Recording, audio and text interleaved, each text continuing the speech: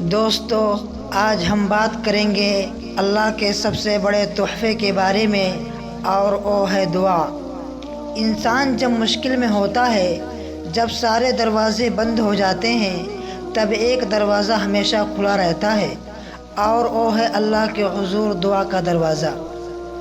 دعا صرف الفاظ کا نام نہیں، بلکہ یہ بندے اور رب کے درمیان ایک ایسا رشتہ ہے جو قسمت تک بدل دیتا ہے۔